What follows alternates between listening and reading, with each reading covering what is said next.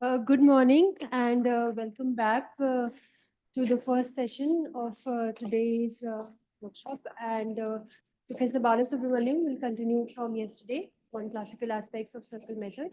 So we'll have a break after 45 minutes for like 5 minutes, and then his talk will continue. So his talk will be for 1.5 hours, and with a break in between at 45 minutes. Good. Is there any difficulty so far in what we have covered so far? No. Okay, then let's just recall what we have covered. We started with this function f of alpha is equal to summation n not exceeding n e of alpha m power k. And then we are trying to prove this integral.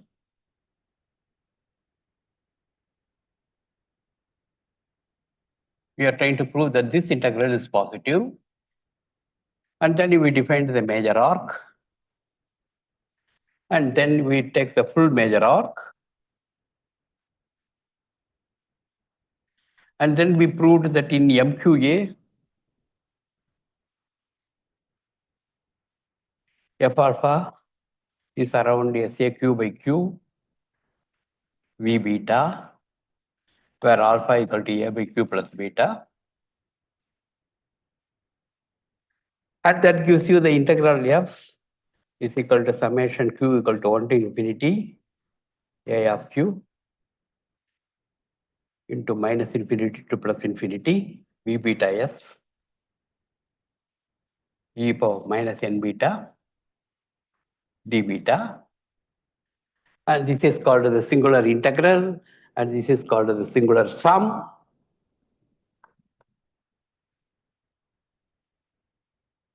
And then we proved that the singular integral is, as expected, constant times n power. Oh, we didn't prove anything. Okay. And then we proved that this is true if local conditions are true. This is as far as the major arc is concerned. As far as the minor arc is concerned, we proved that we claimed that n alpha equal to is f alpha equal to O of n power 1 minus 1 over 2 power k minus 1 plus epsilon. And then we also have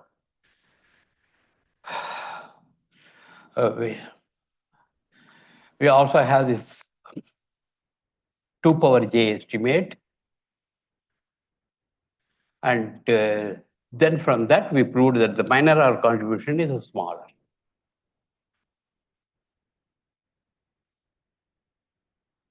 Good. Sorry? Oh, yeah, much bigger. Sorry, I'll do that. This is just recalling. And we start now. The point is, out of this various statement which we have made, we didn't prove anything at all. And even the statement does not seem to cover one board. Therefore, seems to have covered almost nothing. Okay. Therefore, let's start with that. And as I was telling, this major arc part is rather very well understood. And as I was telling, little GK is somewhat well understood. Things which are well understood, let's forget it. Because what you are now going to understand is what are the news where there are problems, where what you have to do. And therefore, now forgetting, of course, about the major arc, we will look at the minor arc. And therefore, the first thing which you want to prove is the Wales estimate. This is at least one thing let's prove.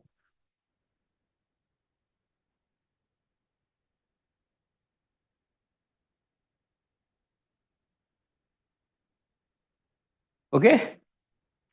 First of all, again, what is the general principle? What is the general principle?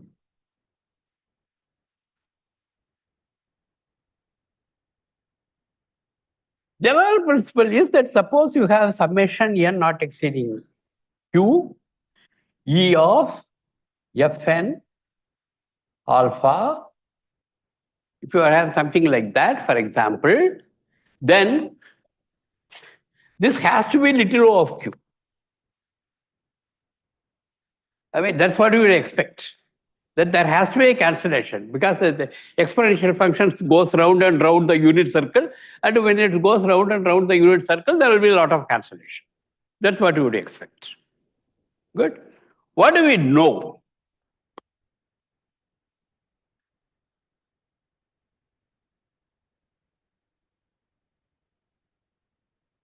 We know that Fn is a linear function.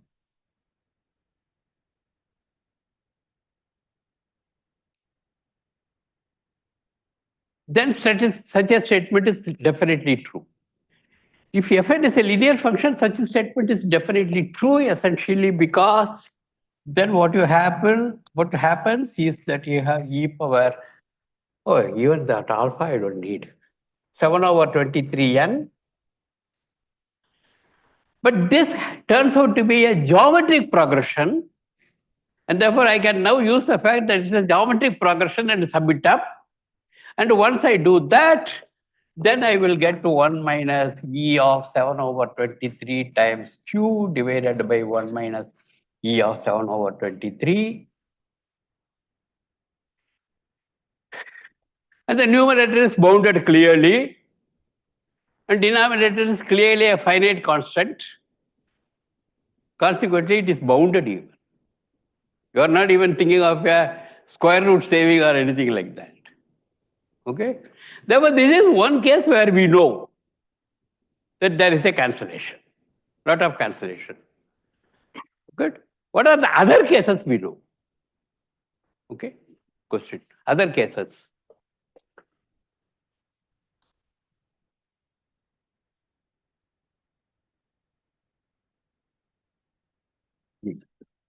We don't know any other case.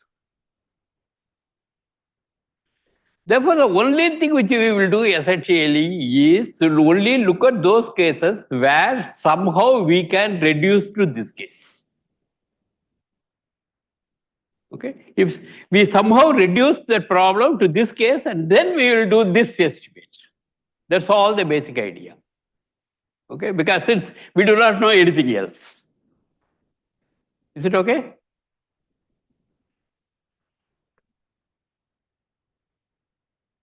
And about this, I just want to make a comment which was made by yesterday, namely, remember that 1 minus E alpha is always bigger than or equal to constant times the distance of alpha to the nearest integer. This is something probably which you will be able to prove.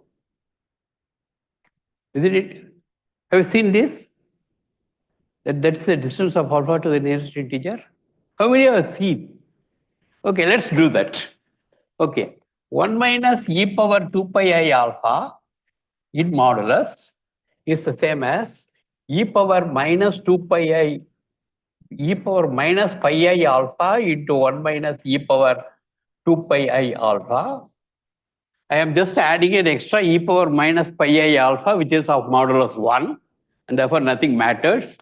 And this is nothing but e power minus pi I alpha minus e power pi I alpha. And this is nothing but 2 times sine pi alpha.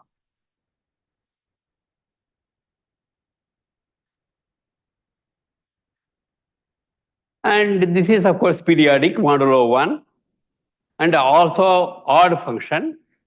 And consequently, you can choose your alpha to be between 0 and half. Correct? Once it's periodic mod 1 and odd, you can take it between 0 and half. And between 0 and half, this is the sort of the well-known inequality. Anyway, this is what we are going to prove. Therefore, now let's take one simple case. Just since we are looking at this for the first time, let's look at this following case.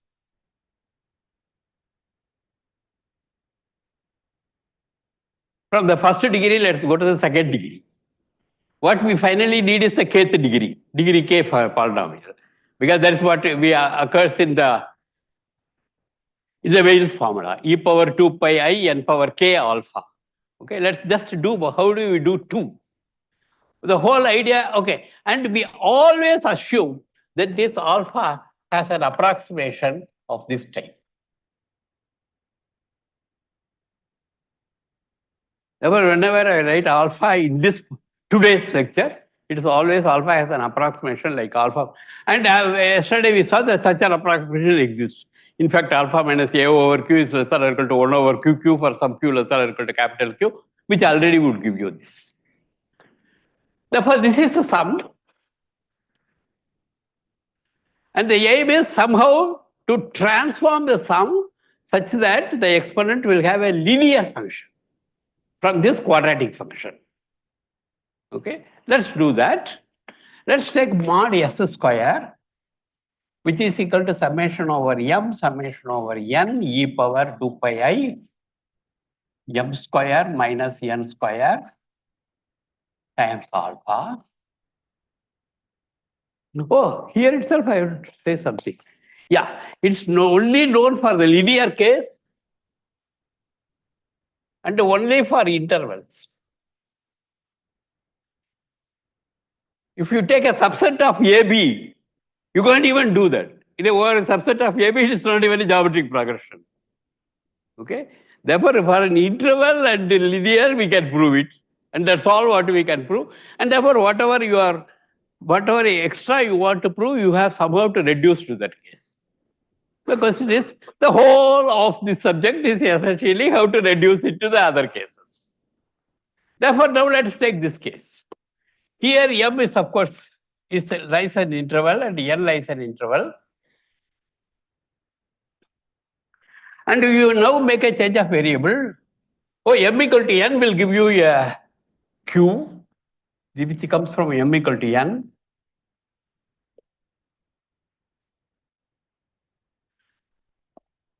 And m bigger than n and n bigger than m will give you conjugate sums. And therefore, I can take only one of them and multiply by 2. Therefore, I can as well assume m is bigger than n. And therefore, this is 2 times. Now, I am going to put m to be n plus h minus n.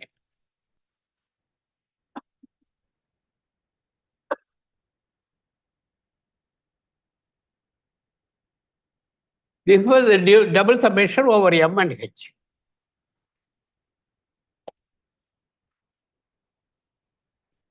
Okay, and even if I don't put the 2, still the m will be running over less than or equal to q, and h will be between 2q and not the full m, because for a given h, then I have to find out. Therefore, what is the conditions? Therefore, I know the conditions that is 1 less than or equal to m less than or equal to q and 1 less than or equal to n less than or equal to q. And then I am putting m equal to n plus h. And in which case, of course, what will be the condition on h and n? I am going to essentially leave it to you to check what are the conditions of h and n. There will be some. Okay. The only point which you need is that they are bounded and they lie in intervals.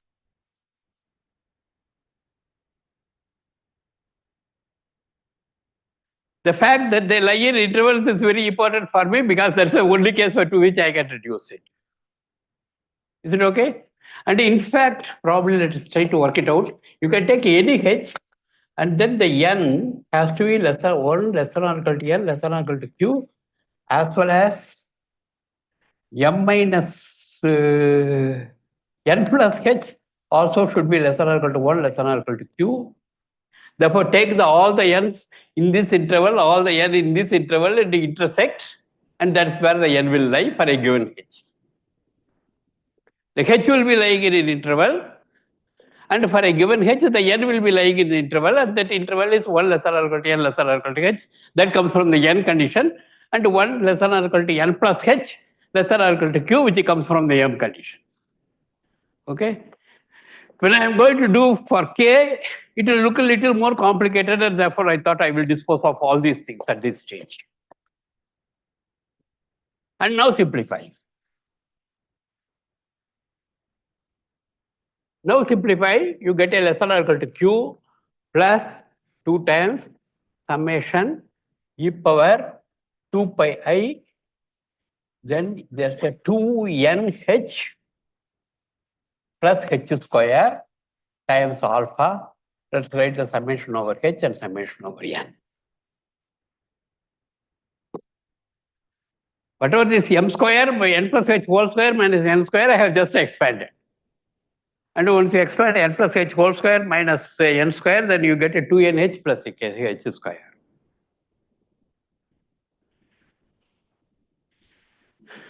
Now you see something interesting happening. What is interesting happening? For a given h, the n sum is over an interval and linear. Therefore, this quadratic sum now has been made into a linear sum over an interval. And therefore, we know whatever we have already done, we can use that. Okay? Therefore, this is less or less equal to Q plus O of summation over H. And the summation of this H square will come out of the summation and they disappear.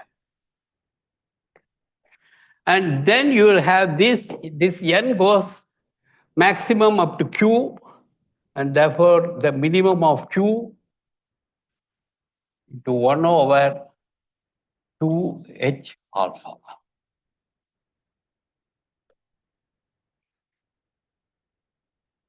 Therefore, I have now a minimum of 2 elements. One comes from the trivial estimate, because a summation itself is over a subset of Q elements.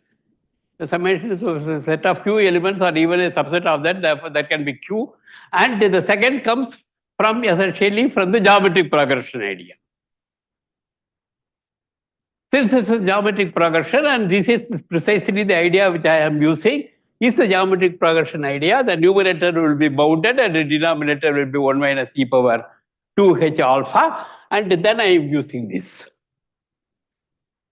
Is that okay?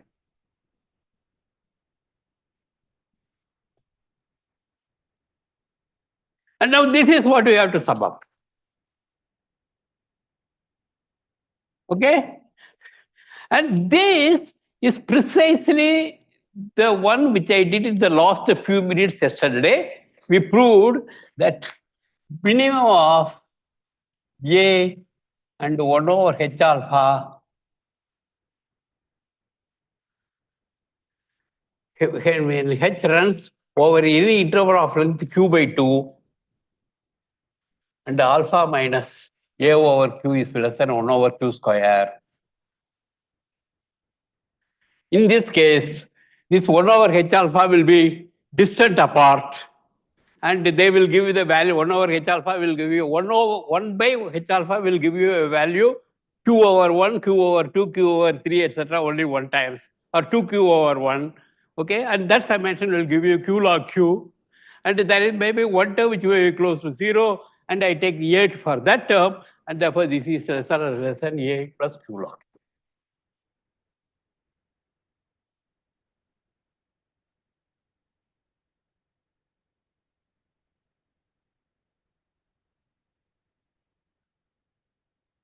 And once you know how to sum over an interval of length Q by 2, you can actually sum over any interval. Take that interval, break them into intervals of length Q over 2, and each one of them I have the estimate and sum it up. Good.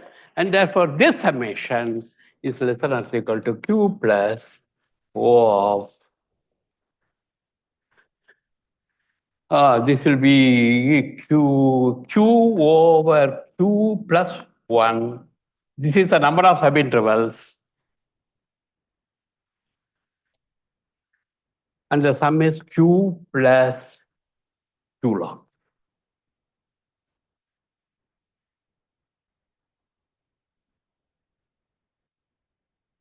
Yeah. Anything? And now you can multiply. This is equal to Q plus O of Q square by Q plus Q log Q plus Q plus Q log Q.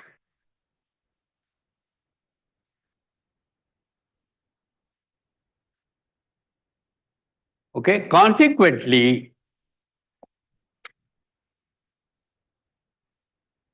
cardinality of S.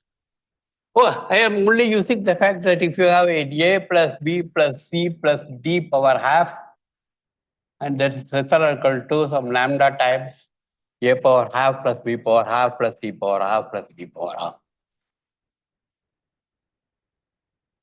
It will be definitely okay. With the lambda equal to 10, it is definitely true. Yeah.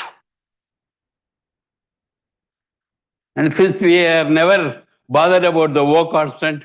We will be somewhat lax about the O constants to make the life easy for us. Okay? And therefore, we have already proved that mod s square is less or equal to this, and therefore mod s is less than q power half plus q over square root of q plus square root of q again plus square root of q log q.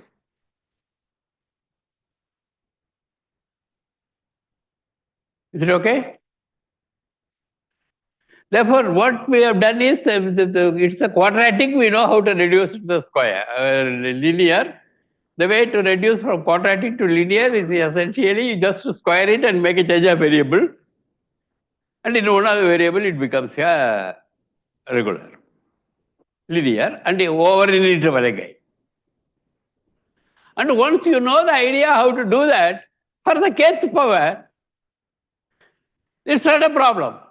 Because when you square it, the degree will go down 1. And again square it, the degree will go down once more. And keep on doing it.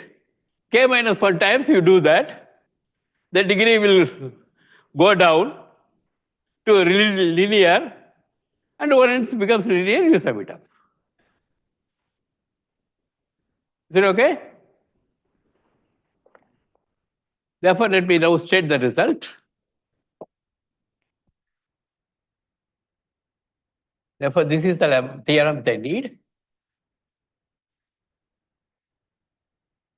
Let P,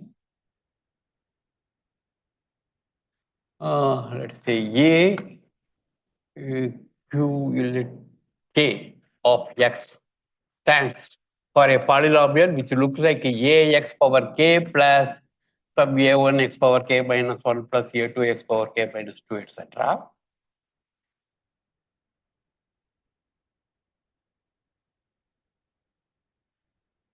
Okay, this is the polynomial which I want to sum up.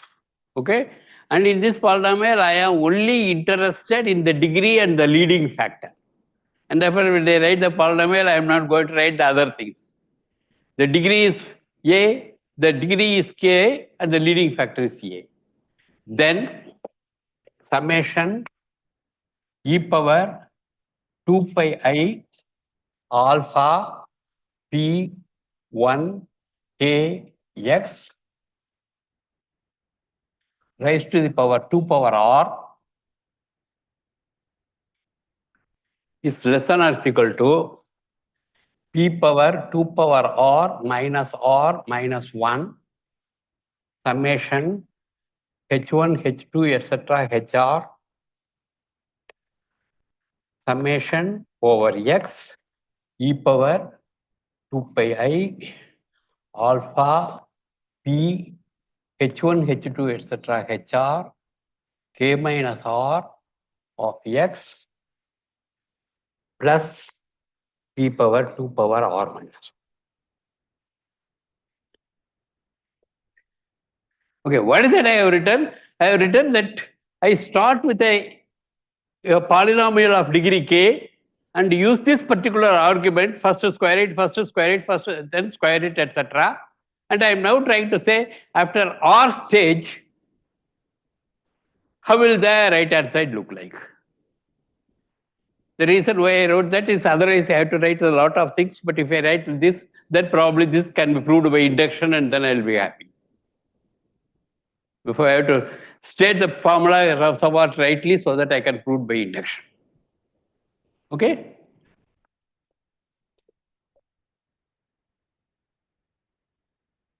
Therefore, let's prove that. For r equal to 1, r equal to 1 is just what we have just proved. R equal to 1, I have to prove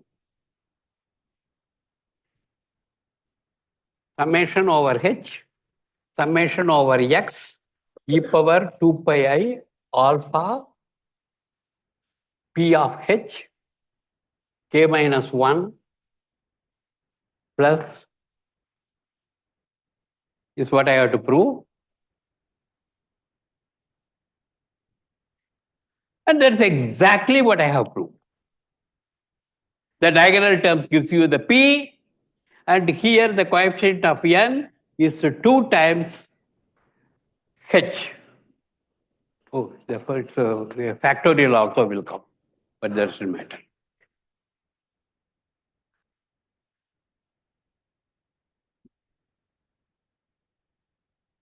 Sorry?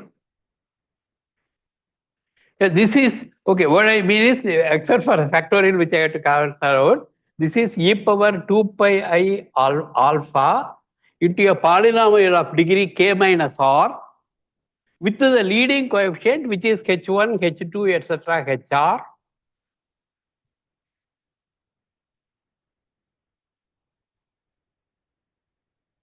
That's what I meant.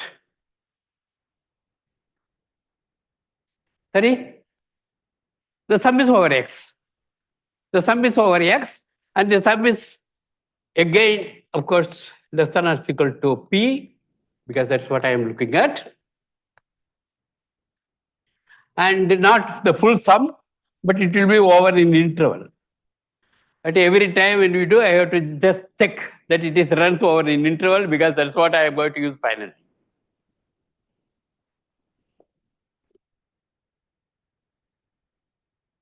Okay? I think there will be an R factorial, isn't it? What will I come? Probably an R factorial should come. First time you will get a 2, and then you will probably, okay, let's work out a couple of cases, just 1 minute. Then probably everything would be clear. Yeah, I will work in only one case.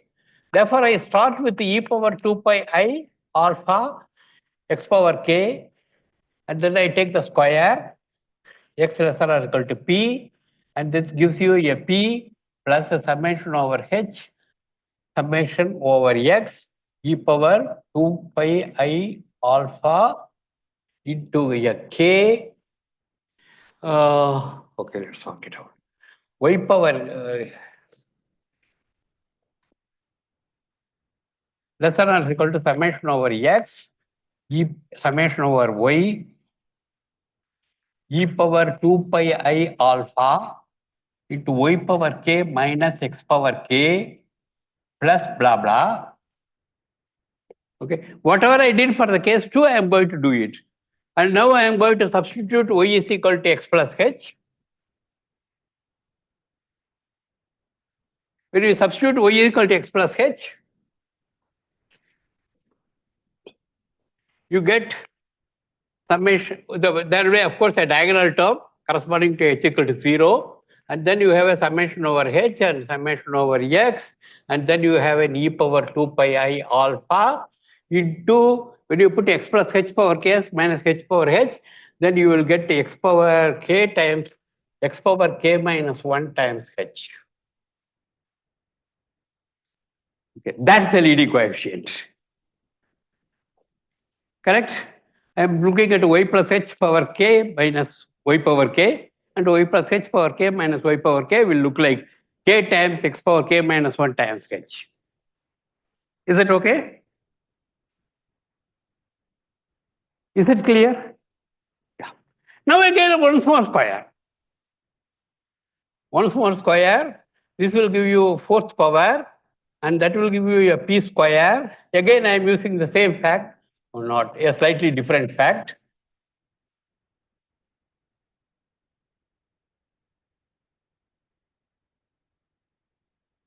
Okay, therefore, if you have a sum and then square it, each one you can square. Of course, there will be a constant which will be floating around, which you will never care. Plus summation over h, summation over x, e power 2 pi I alpha k into x power k minus 1 into h plus etc. whole square.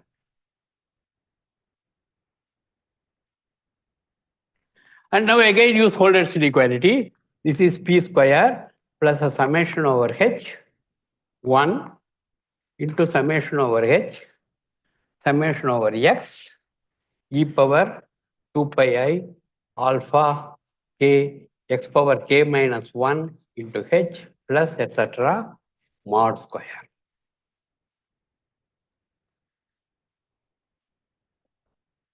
Is it okay?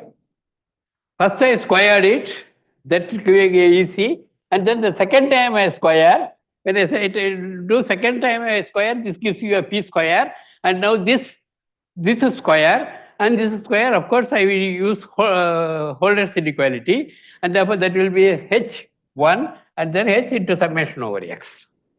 Is it okay? And then again, this I want to simplify. That's equal to p square plus summation over x, summation over h, and then summation over x comma y e power 2 pi I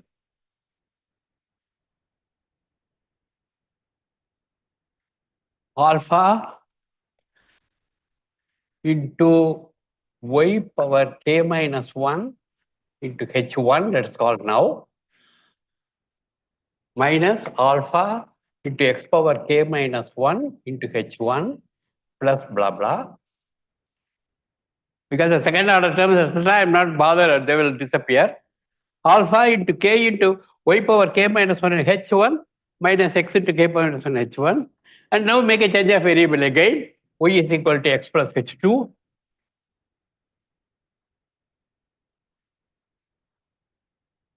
And then this will give you a p square plus summation over h, summation over now h1 and as well as a h2, and then a summation over x e power 2 pi I alpha h1 into this y power k minus 1 minus x power k minus 1, and when you put y equal to x power h2, then you are going to get x power k minus 2 into h2 into k minus 1.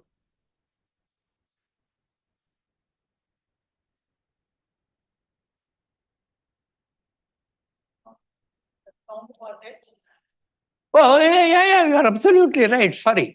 That will give you another P. Of course. That H will give you another P.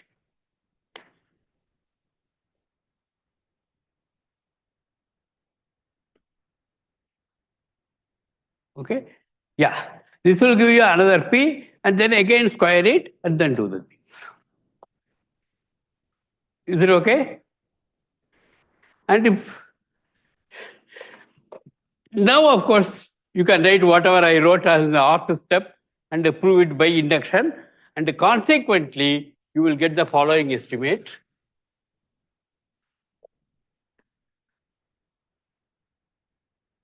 You will get the following estimate: mod s power 2 power k minus 1 is less than or equal to p power 2 power k minus 2 plus p power 2 power k minus 1 minus k minus 1 minus 1 summation h1, h2, etc. hk minus 1, and then you have a summation x, and then u power 2 pi I k factorial into h1, h2, etc. hk minus 1 times x plus etc. That is, keep doing, and then ultimately you will come to the linear factor with the funny coefficients k factorial, h1, h2, etc. hk minus 1.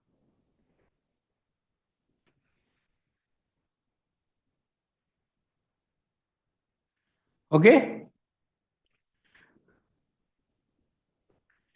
Unfortunately, you see at this stage, when you take a trivial estimate, that you have not gained anything at all.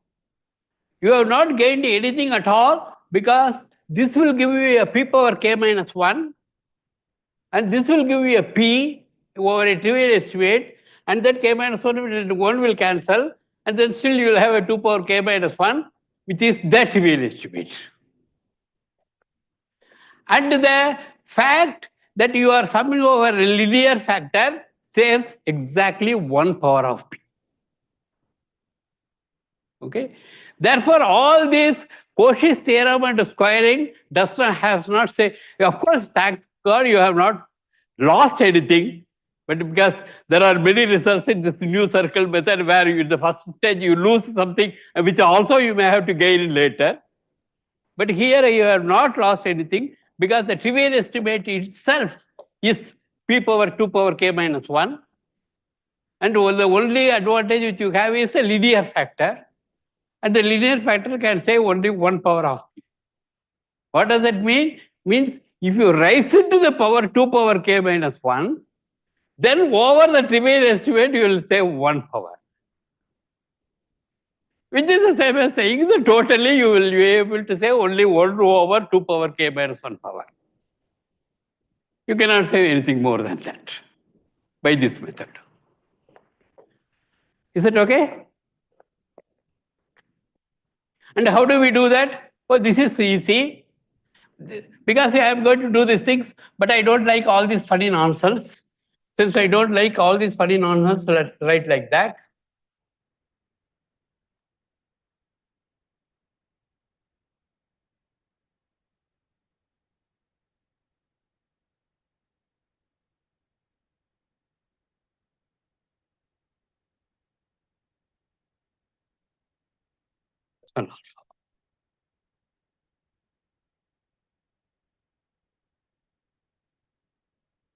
What do I do? Various values of h1, h2, etc., hk minus 1 times k factorial will give you the same value. Therefore, I will connect all those h1, h2, etc., hk minus 1 times k factorial, which gives you a particular value of h. I collect them and then sum over h. Okay? I collect all those h1, h2, etc., hk minus 1 times k factorial, which gives you a specific value of h. I put that and then collect them and simplify. Okay, what does that mean? And but now what is this? Given h, how many h1, h2, etc., hk minus 1 times k factorial will give you that value of h? Okay, and all of you would have studied something on the estimate of divisor functions, which would tell you that this number is O of p power epsilon and nothing more than that. Okay, the number of the triples h1, h2, etc., hk minus 1 times k factorial, which will give you a given h, is only O of p factorial, if h is not equal to 0. But and h equal to 0 has been taken out say, every time as a diagonal term.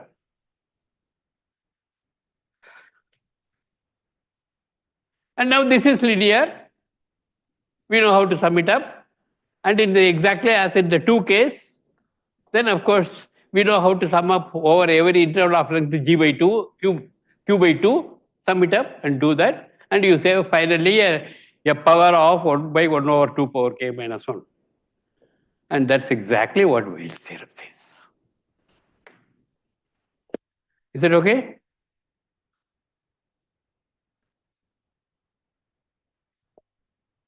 And Hua's theorem I am not going to do.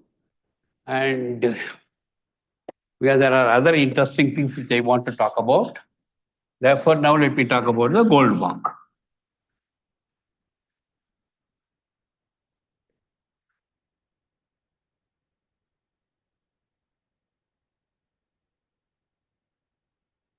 Oh.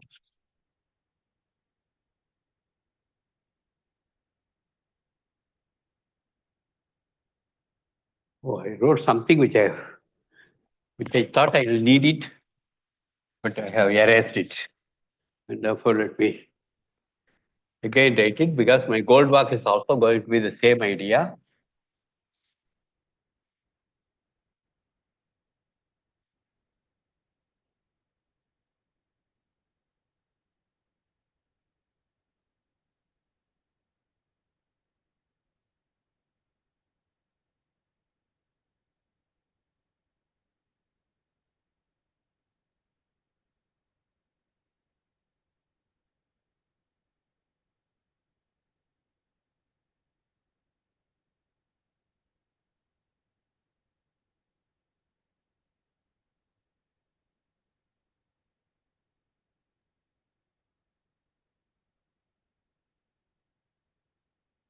Okay. This is what we did for the Waring's problem in the major arc. Now let's do Goldbach. And you would like to see that the method which we are following is not any different from what we did for Waring's problem. Okay?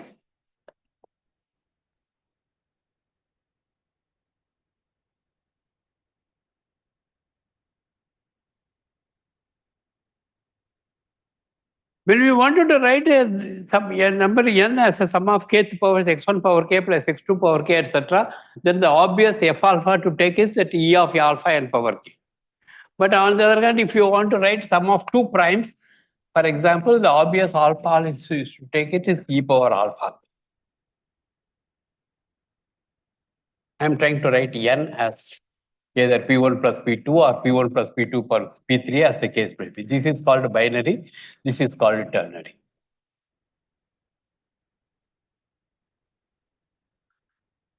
Okay? This is what I will take my F alpha as. But the point is, this is not what I am going to take. I am going to put an extra log P.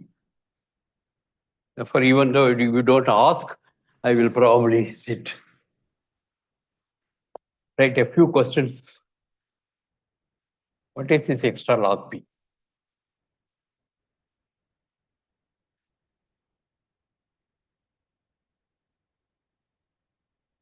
Why do I put this extra log P? I have to explain a little later. Because corresponding to this is 6. And here, remember, the major arc was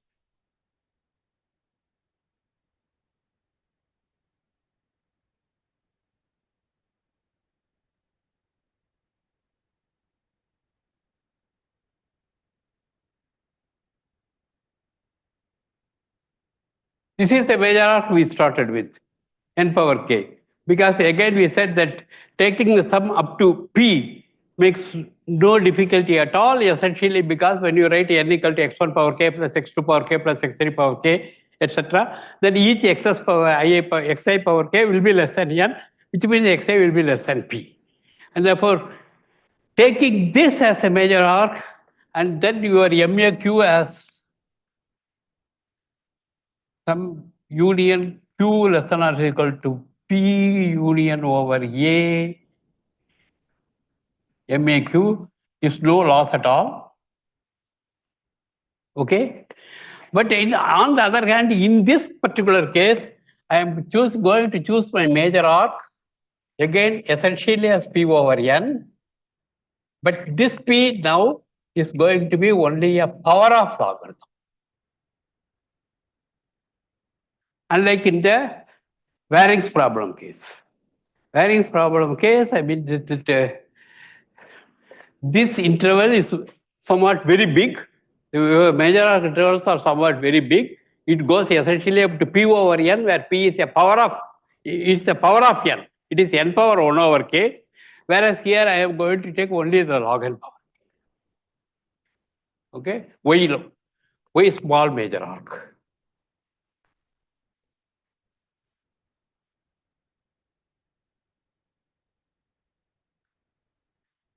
What forces you to take a small major arc?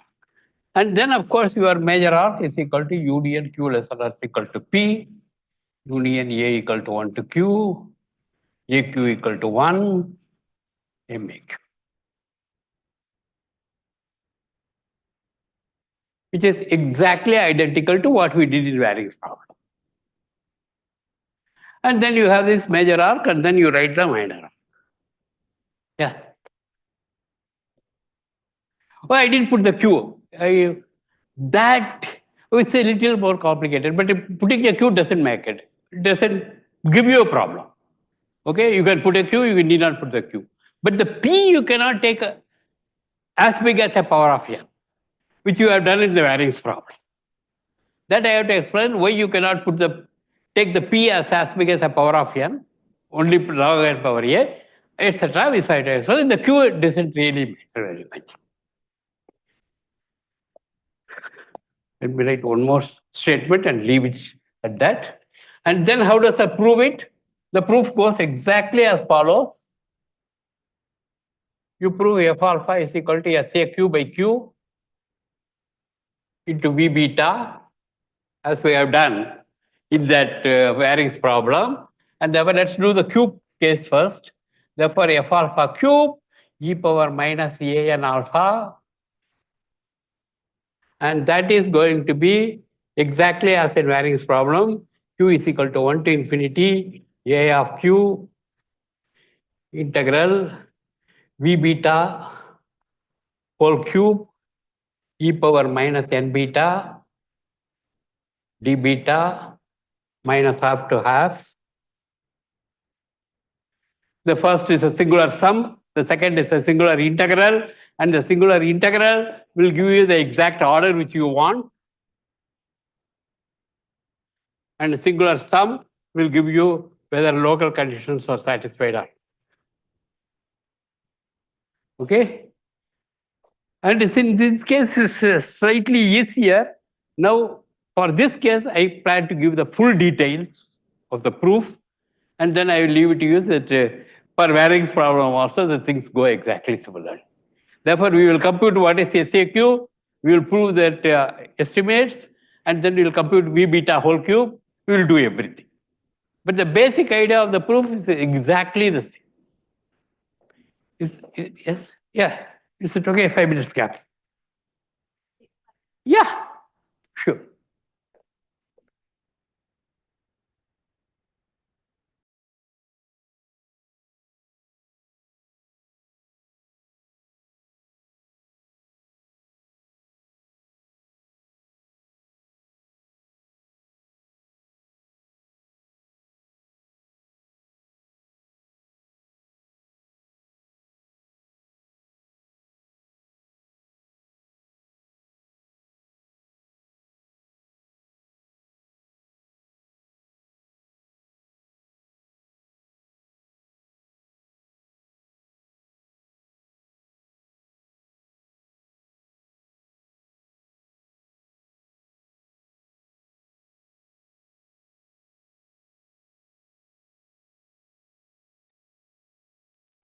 Then the main term is a nice main term.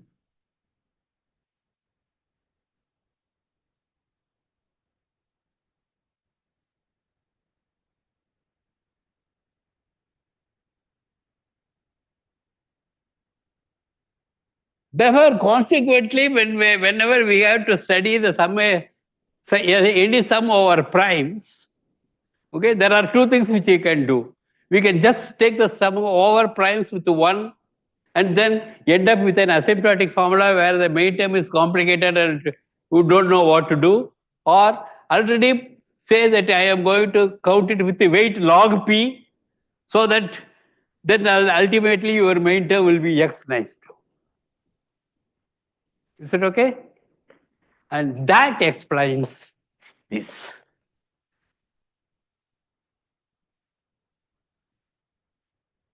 When I write my alpha, I put an extra log p. Okay, so that counting would become easier for me later. The second. Therefore, this is as far as the primes and arithmetic progressions are concerned. Primes are concerned. Now, what about the primes and arithmetic progression? Therefore, now let's, okay, many people, of course, also use the lambda n sometimes, which is log p if n is a prime power, which means that when you are summing over log p or summing over summation lambda n, it is essentially the same, because the sums differ only when n is a prime power. Okay? When n is not a prime power, both sides are 0. And when n is a prime, then both sides are log p. But when n is not, when n is a prime power, then this side has no log p and that side has a log p. But the number of prime powers is only O of square root of x. Number of squares is O of square root of x. It doesn't really matter. Therefore, whether you put a lambda n or whether you put a log p, it makes no difference. Because some other papers you will see that the log, it's put lambda n and not log. Okay. Now I ask the following question. I am not interested in it. I am interested in the summation of log p, p not exceeding x, but p in a specific residue class.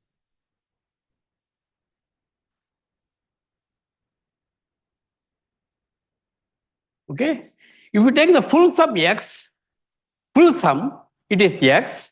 Now if you are taking only one residue class, and this is theorem which Dirichlet proved, and Dirichlet proved that if A and Q are relatively prime, only then you can expect primes. If A and Q are not relatively prime, then this set has at most one prime, okay, which I can forget. And therefore, A and Q are relatively prime, we can assume. And once in that case, Dirichlet proved that the primes are equally distributed. Therefore, there is no residue class which it takes more primes and no residue class which takes less prime. In other words, this is X over phi q.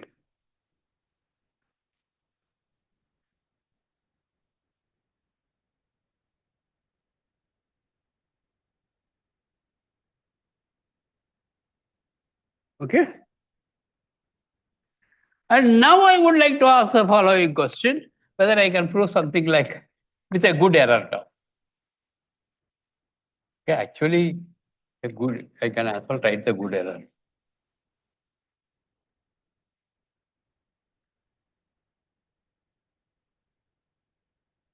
Okay. And for any fixed Q, this result is in fact true.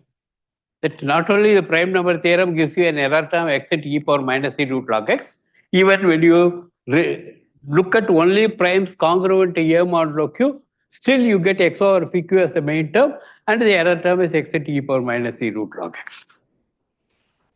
Okay? But in many of my applications, my q will not be fixed.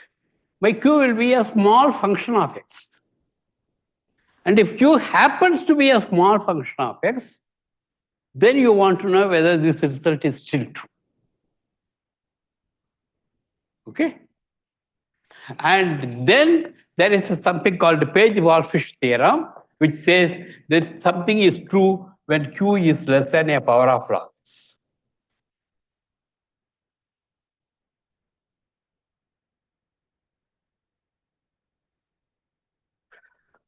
If q is less than a power of log x, we know the asymptotic formula. And if q is bigger than a power of log x, we do not even have an asymptotic formula. Okay? And that explains why I am taking everything only up to the power of log. I can take my q only up to a power of log. Essentially, because when it after a power of log, I will have a problem. I don't even have an asymptotic formula. I cannot even simplify. Okay. Therefore, even in the Waring's problem, when you can go up to n power 1 over k, you can't do it in this theorem, essentially because that's the power. Okay. Is it okay? Therefore, this is our main thing. And then we start our work.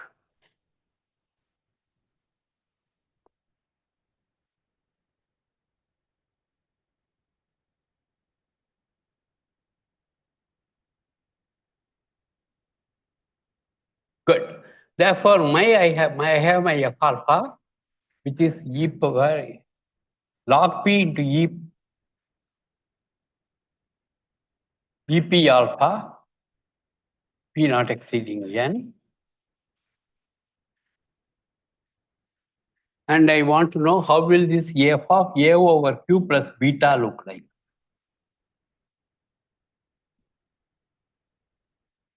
That's the question which you want. Okay, because that's the main thing, and that's the main thing, and this is what we are trying to integrate. Because that is our FQ, okay, FQQ, F alpha cube is your integrand. Therefore, if you know the asymptotic formula for F alpha, then F alpha cube you can integrate. Okay? First of all, let us do the easy question. What is F of A over Q? With beta not equal to 0. For Waring's problem, this is more or less what I did in the last few minutes yesterday. Therefore, let us do that. This is summation over log P, E of P into A over Q, P not exceeding. Yeah. What is this number is what we are interested in. Whatever we are going to do, we are going to collect for a fixer R, we are going to collect all those P's for which PA is congruent to R modulo Q.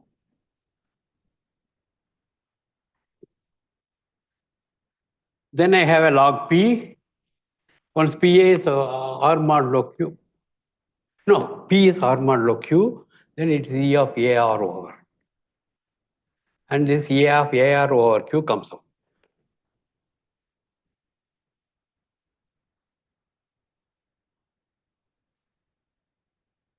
That is, when I am summing over the primes P less than or equal to N, I take those numbers into various residue classes, and in this for each residue class I sum up and then sum over the residue classes.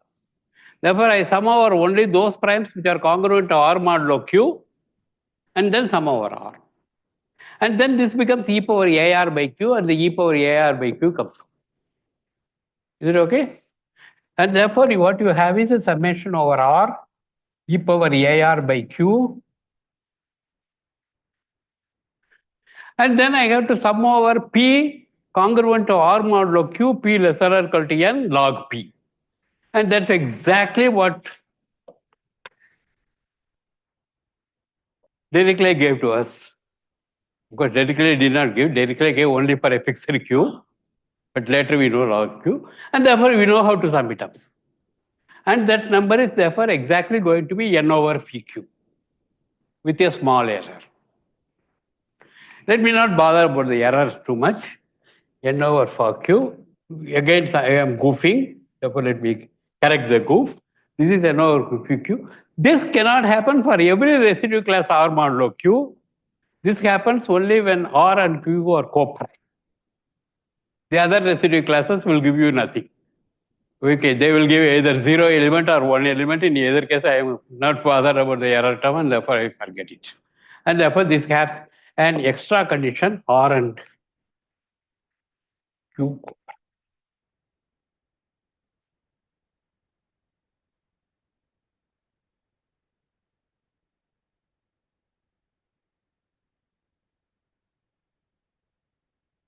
Therefore, this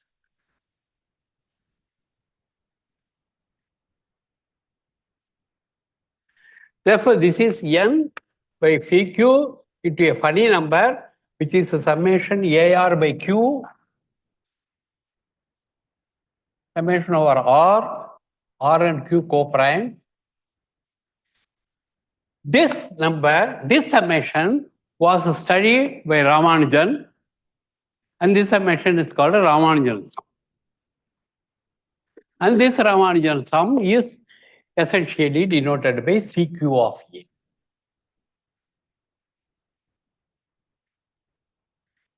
And Ramanujan studied the value of CQ of A for the various values of A. And in particular, he proved that this CQ of A is equal to mu of Q if A and Q are co-prime.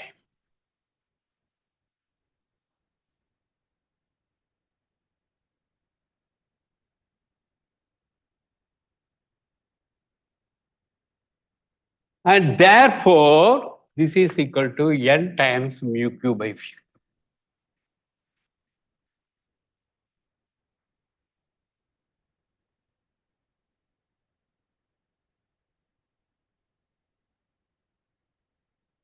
Okay? Therefore, we know the value of A over Q, but I don't want to know the value of A over Q plus beta for a small beta. Okay? There is again a standard method to do that. When we do this, I think probably the exponential sums, this will come again and again. Okay? Therefore, let me just state it probably with the. Suppose you want to sum up this. You have a AN and a FN, and you want to sum up this, and both are good. This is good in the sense that an asymptotic formula for partial sums are known.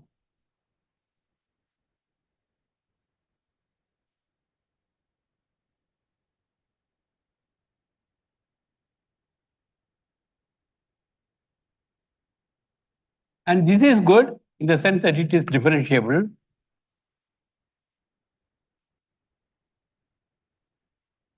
Therefore, if you have an AN, which is a good function in the sense that it is asymptotic formula for the partial sums are known, and an Fn, which is a good function, which is a differentiable function, then you can have an asymptotic formula for the partial sums of AN times Fn. And this will be 1 to x f of t d of summatory function of an n not exceeding t.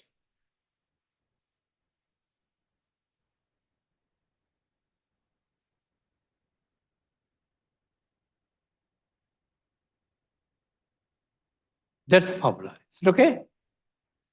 Sorry? Essentially.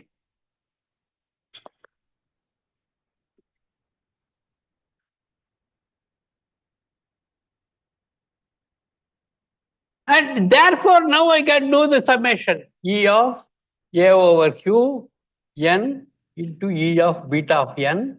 That's what you are summing up. Well, there's a log P, that's okay. Log P, E of alpha into A over Q is equal to summation over P log P, alpha P. This is e power alpha into A by Q over P into e power beta P. Because that is my f alpha.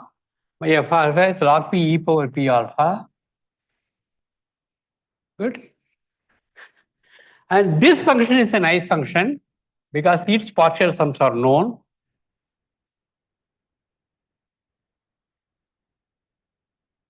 That is precisely what I proved. That if you have this log summation P not exceeding n log P e P power A by Q, that is equal to n into mu Q over P Q. Therefore, I know that this partial sums are known. This function is a nice function because it's a differentiable function in beta.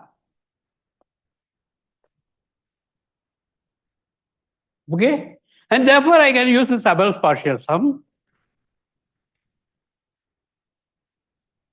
And then I get integral over 1 to n E of beta of t into d of summation P not exceeding t log P E of A by Q.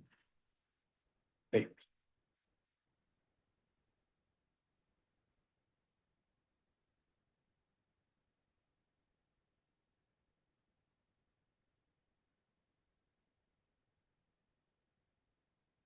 And now once I have that, now I can simplify this funny thing.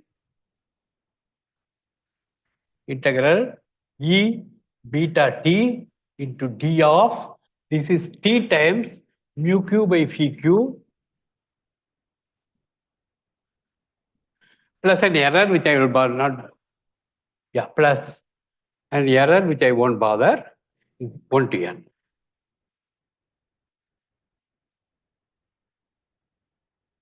Because that's exactly what the partial sums is. The partial sums up to dn is n into mu q by phi q, and the partial sums up to t is t into phi q by phi q. And therefore, this gives you a mu q by phi q into 1 to n E of beta t.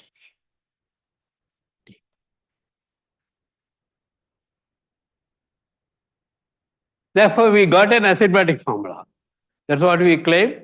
We wanted an asymptotic formula for the major arc, for the function in the major arc.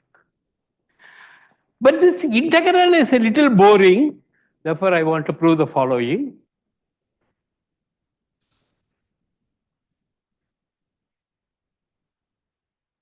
Suppose I have summation em beta b m less than or equal to n.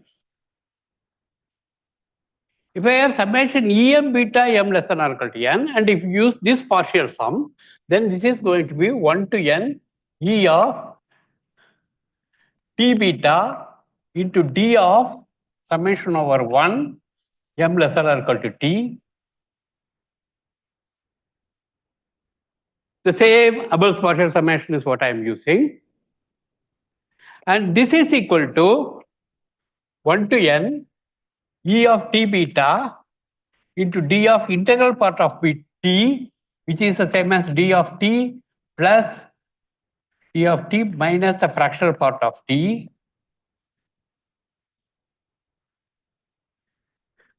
And the fractional part of t being too small will give you only error term. And therefore, this is for all practical purposes integral 1 to n e of t beta d beta.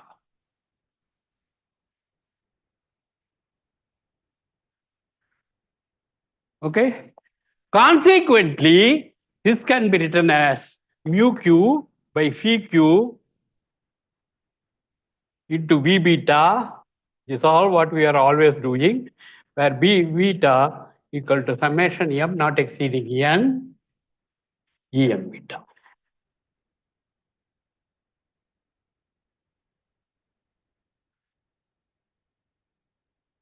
Therefore, I claimed that we are going to get an asymptotic formula for the f alpha in the major arc, and we got an asymptotic formula for the f alpha in the major arc, which is mu q by phi q into summation E m beta m not exceeding n. Is it okay? And therefore, now I can do the integration over the major arc. These are the things which I hand waved in the pairings problem because I could not. I mean, the calculations are a little complicated. But on the other hand, in this case, the complication comes somewhere else. And therefore, here there's no problem. Therefore, the major arc contribution for f of alpha whole cube E of minus n alpha d alpha, this major arc, equal to minus p over n to p over n. I am replacing alpha by a over q.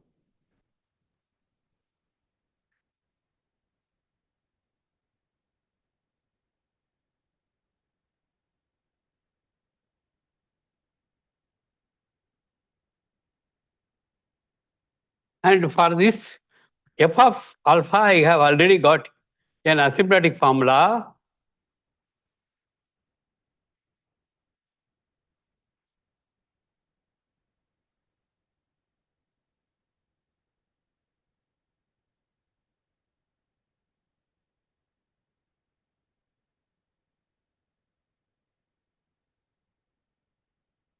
For f of alpha, I got an asymptotic formula already. I am just putting this asymptotic formula. Good. And then whatever we did yesterday for the variance problem, extend the integral from minus half to plus half so that you can take it outside the summation.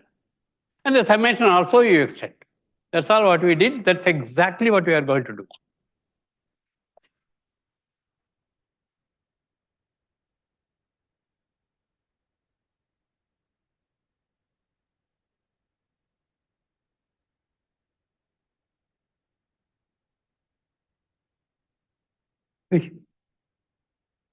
Put it off. Okay. Okay, that's all what we are going to do. And therefore, this is equal to summation over Q lesser or equal to P summation A lesser 1 lesser or equal to A lesser or equal to Q, A Q coprime mu Q by phi Q whole cube e power minus A by Q n integral minus P over n to P over n E of V beta cube E of beta n dn d beta.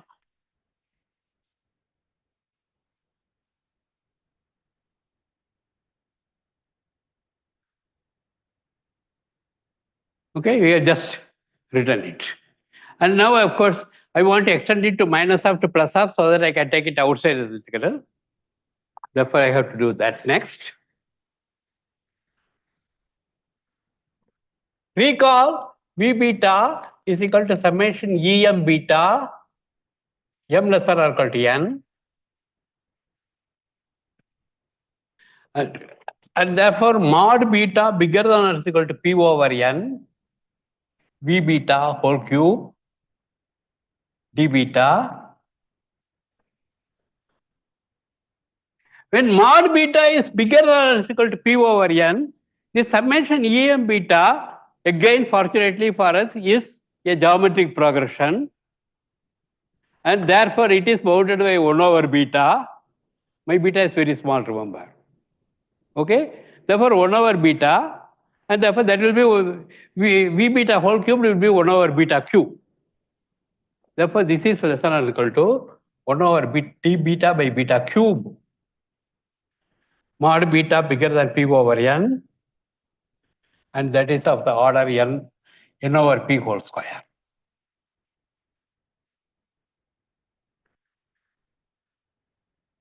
Since v beta is of 1 over beta, therefore this integral can be extended to minus half to plus half with that error.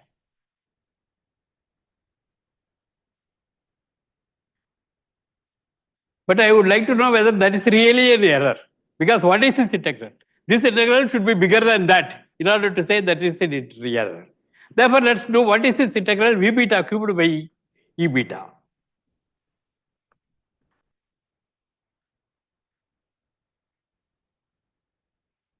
The integral v beta cubed by e beta is a summation m1, m2, m3 e of m1 plus m2 plus m3 into beta e of minus n beta d beta. Because that is for beta, v beta. V beta is summation e m beta. Therefore, v beta cubed is a summation m1, m2, m3 e of m1 plus m2 plus m3 beta e power minus n beta. Remember, this is minus half to plus. Therefore, by the standard Fourier analysis, this is the number of solutions of m1 plus m2 plus m3 equal to n.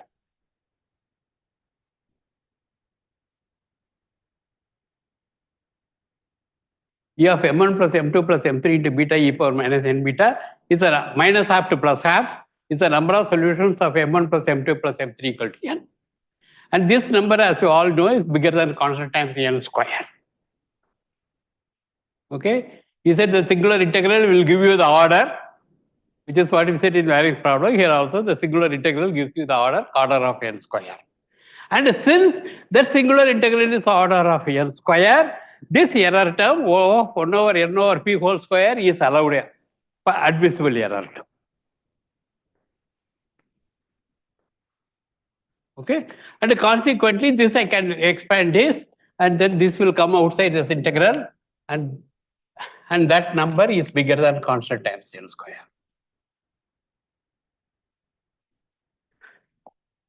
And now I have to take a singular sum. And what we said so far is a singular sum is what measures whether there is a local solution or not. Okay, which I made the statement in the variance problem, it did not prove it, but at least in this case, let's prove it, that the singular sum is really.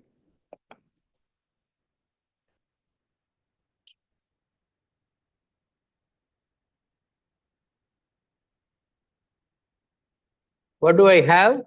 I have summation over q less than or equal to p, a of q, where a of q is equal to summation 1 less than or equal to a less than or equal to q, aq equal to 1,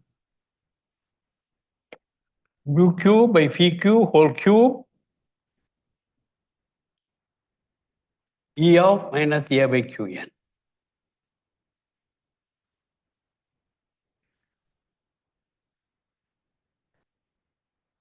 Again, in variance problem, I said that this AQ is too small and therefore you can extend up to infinity, which I didn't prove. But in this case, it is easy to prove because PQ is practically the same order as Q. Therefore, you have a 1 over Q cube, and the summation over Q will give you 1 over Q square. And summation 1 over Q square is a very good summation. Therefore, you have no problem, and therefore you can extend up to infinity.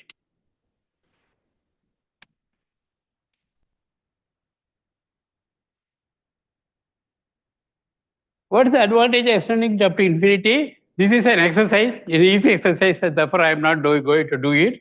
That this is a multiplicative function.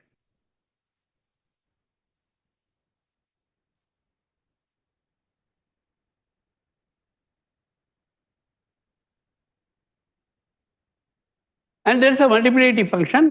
And also realize that AQ has a factor mu q cubed in it. Since it has a factor mu q cubed, therefore when you write the Euler product, you won't get only get first term, you won't get the second term at all because the mu q square will take care of. I assume all of you know how to write a multiplicative function and Euler product. And therefore, the singular sum is equal to product over P 1 plus AP. AP square, etc. will become 0. AP square, etc. will become 0 because there is a mu q cubed sitting here.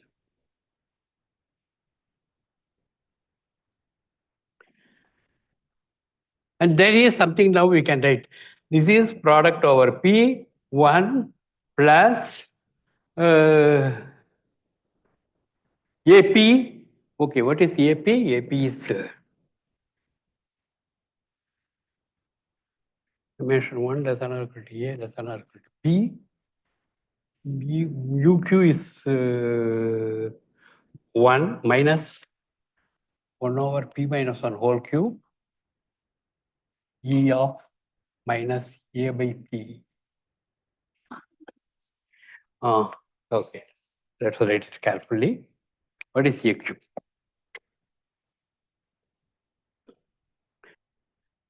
AQ equal to summation mu q by phi q whole cube into E of A minus A by Qn, and therefore AP equal to summation mu d by phi d, no, 1 less than or equal to A less than or equal to P. Yeah, there is a Q coming here. Oh, mu q will come out. What am I doing? Sorry. Therefore, this is actually mu q cube by phi q whole cube into the CQN. CQ, the A is being written, yeah, CQN. That's what you would have written, yes. Sorry, yeah, there's no summation. Mu q cubed by phi cubed is, that is my AQ. And that AQ is a multiplicative function of Q because you have to only prove that CQN is a multiplicative function of Q, and that was already proved by Ramanujan. And therefore, consequently, AP is nothing but mu of P whole cube by phi of P whole cube into C of P of N.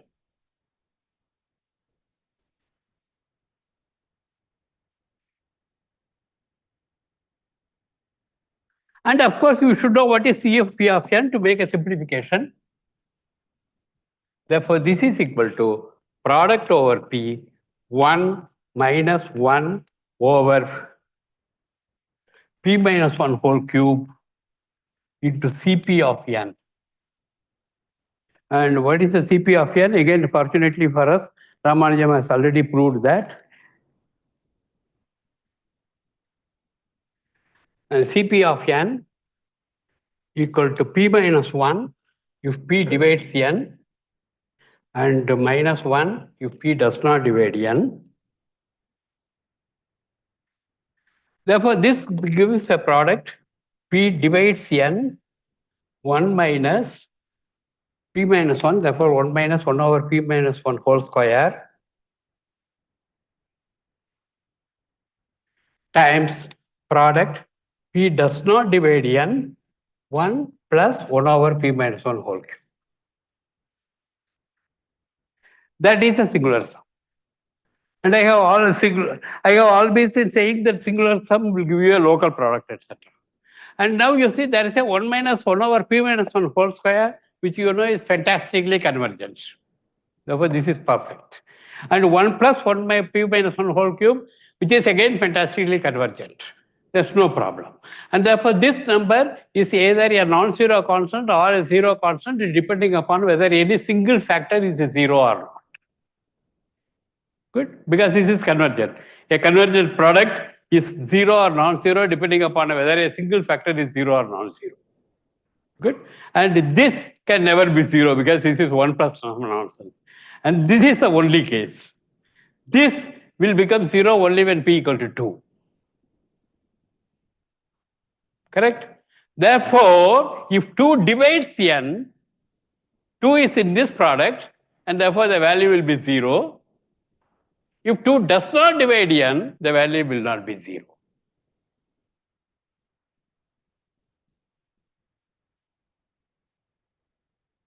Is it okay? And therefore, we know the main term, at least for the ternary, is constant times n square. And the exactly identical proof will give you for the binary, the main term is constant times n. And the binary again will survive only when n is even. Again, the local thing will come. Everything will come. The only question is what about the error term? Error term, the next lecture we will prove that the error term, we can do something for ternary, prove that it is small, but we have no clue of how to prove anything small for the case of binary. And we will stop there.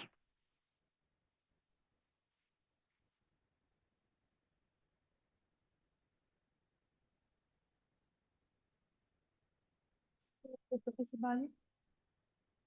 Oh, sorry. Yes.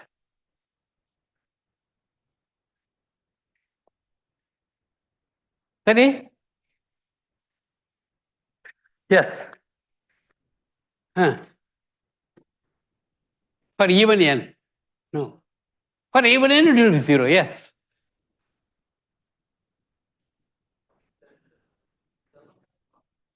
Okay. Let's put this way. There is a main term which is constant times n square. And there is an error term which is probably O of n square by log n. Therefore, if it's the O of n square by log n, it is an error term. And there's a main term constant times n square. Good. If n is odd, this constant is non-zero. Since the constant is non-zero, therefore Cn square plus O of n over log n is a non-zero element, and therefore you can definitely say it exists. But if n is even, the constant is 0, which means what you have proved is that the number of representation is O of n over O of n square by log n. This statement, the number of representations O of n square by log n, will not tell you whether the number of representations is 0 or not. Because 0 is also O of n square by log n. Some non-zero elements are also O of n square by log n. Therefore, if n is even for the ternary, if the n is even, we can only prove that the number of solutions is O of n square by log n. And this will not give you any conclusion. Whereas if n is odd, then you can prove that the number of is C times n square plus O of n square by log n with a C non-zero. And then that gives you an information.